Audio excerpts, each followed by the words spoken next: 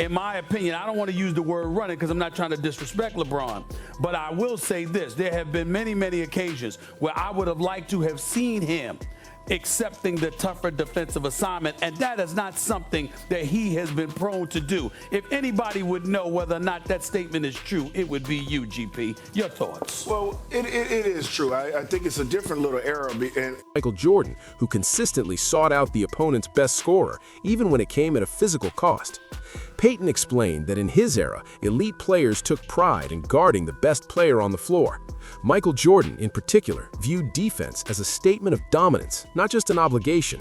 Payton noted that this mentality defined greatness for many players of that generation, where two-way excellence was non-negotiable. The discussion expanded into how the GOAT debate has evolved over time. Payton suggested that modern conversations often blur the line between identifying the greatest player of all time and naming a personal favorite. He argued that emotional attachment and generational bias frequently influence opinions, making the debate more personal than factual. During a televised appearance in January 2025, Payton was asked directly where he ranked LeBron James historically. He acknowledged LeBron's accomplishments and longevity, but expressed frustration with what he viewed as a constant push to place LeBron above Michael Jordan. Payton emphasized that he played against Jordan and experienced firsthand the intensity and physical demands of that era. Payton highlighted changes in the game that, in his view, significantly impact statistical comparisons. He pointed to officiating adjustments, the elimination of hand checking, increased pace of play, and greater offensive freedom as factors that inflate modern statistics. According to Payton, raw numbers without historical context fail to accurately reflect dominance. He also focused on NBA Finals outcomes, contrasting Michael Jordan's 6 and by extension, right? And it's just also tiring right now. I also think another part of it, and I'm curious what you think about this.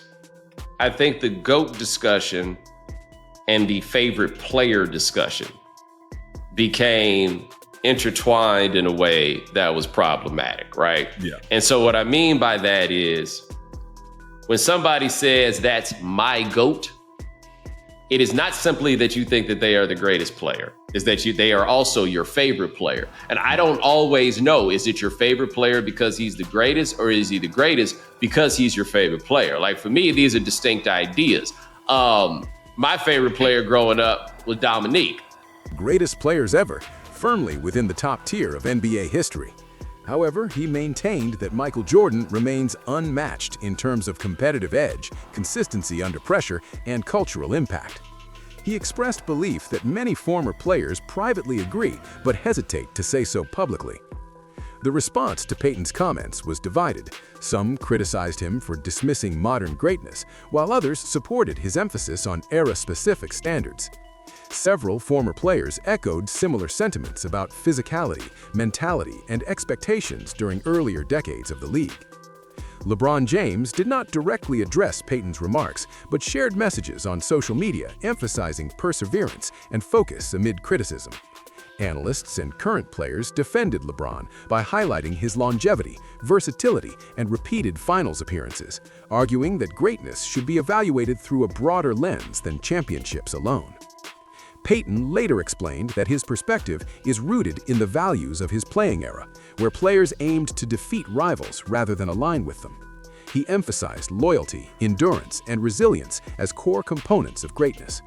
While acknowledging that the game has evolved, he rejected the idea that standards should be lowered or redefined. Ultimately, the debate reflects deeper generational differences in how greatness is measured. Is LeBron James the greatest NBA player of all time? Y'all gotta sit back and relax for this one. Just to be clear, I think that's a feelings. I don't think it's a fact. This has been a topic of conversation that has dominated so many talking heads, TV segments, talk radio segments. It's dominated so much of the conversation around the NBA and specifically around LeBron and his career.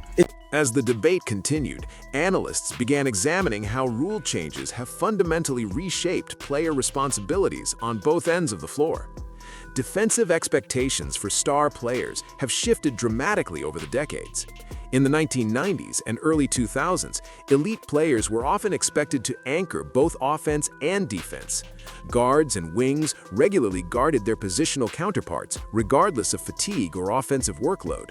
This expectation was built into team culture and player identity. Gary Payton emphasized that defensive pride was inseparable from legacy during his era.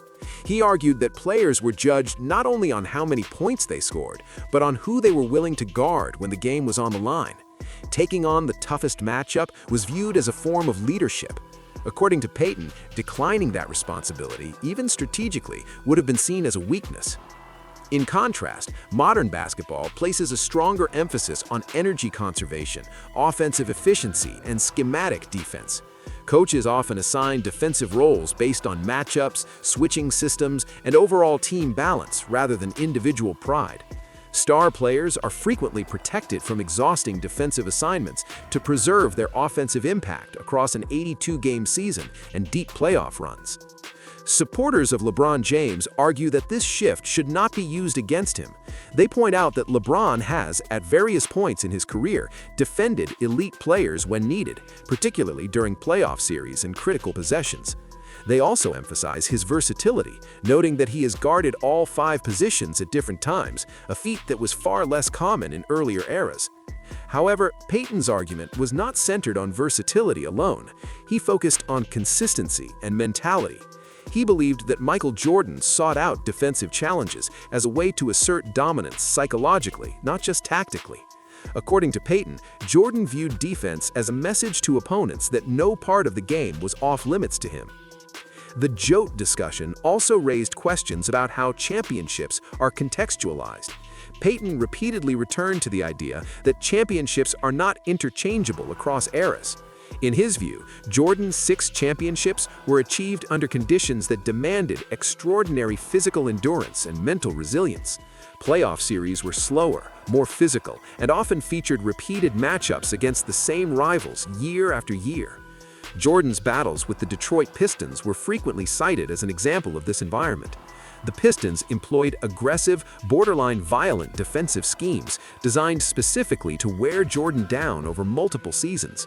According to Payton, overcoming that type of sustained resistance forged a different level of competitive toughness. LeBron James's finals appearances, by comparison, occurred in a league shaped by player movement and evolving team dynamics. Critics argue that frequent roster changes and conference imbalances reduced the level of resistance LeBron faced in certain playoff runs, particularly during his years in the Eastern Conference. Supporters counter that LeBron's teams often face. You understand that Jordan is 6-0 in NBA Finals? Yes. Do you understand that Jordan was MVP all 6 NBA Finals? Yes. Do you understand that Jordan never even allowed a final series to go 7 games? You yes. understand that? It never went 7 games. 10-time NBA scoring champion.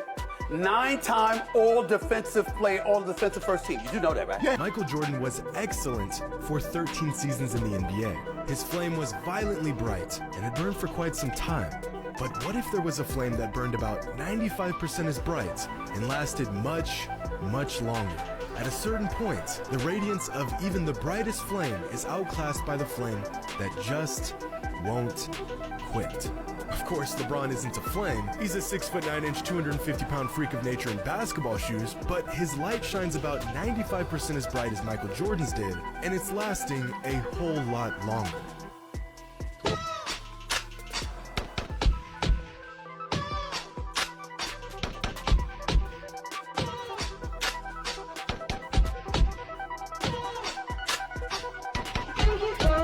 Jordan's approach produced unquestionable results.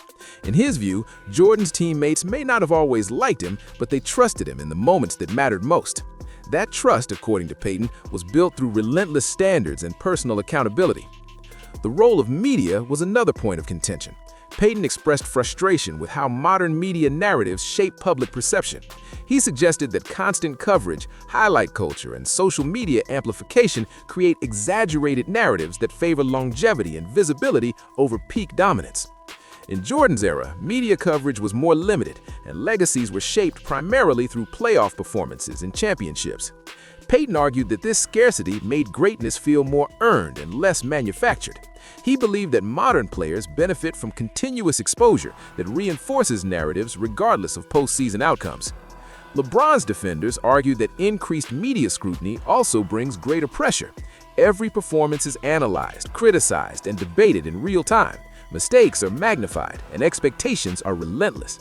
They contend that thriving under this level of scrutiny for over 2 decades is itself a mark of greatness. Payton did not dismiss this argument outright, but he questioned whether constant attention should be confused with competitive difficulty. He emphasized that pressure within the game itself, particularly physical pressure, remains the truest test of greatness. The debate also touched on loyalty and team continuity. Jordan spent the majority of his prime with one franchise, building chemistry and identity over time. Payton viewed this stability as a key factor in Jordan's legacy. He argued that facing repeated failures with the same core and returning stronger each season demonstrated resilience. LeBron's career path, marked by multiple team changes, reflects a different philosophy. Supporters argue that LeBron adapted to changing circumstances, sought better opportunities, and exercised agency in a league where front offices often make ruthless decisions.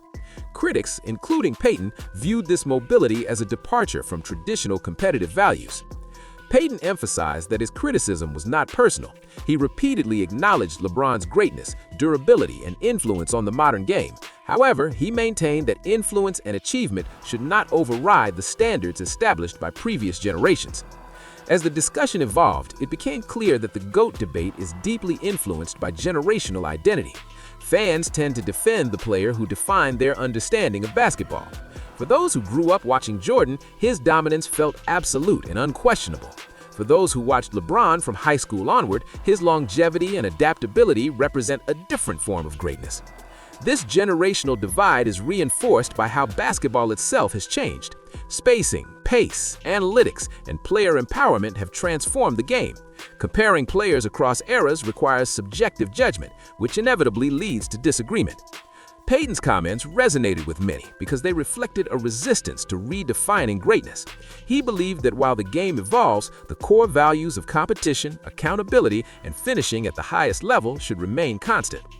LeBron supporters argue that redefining greatness is unavoidable. They believe that adaptability, longevity, and sustained excellence across changing environments are modern equivalents of dominance.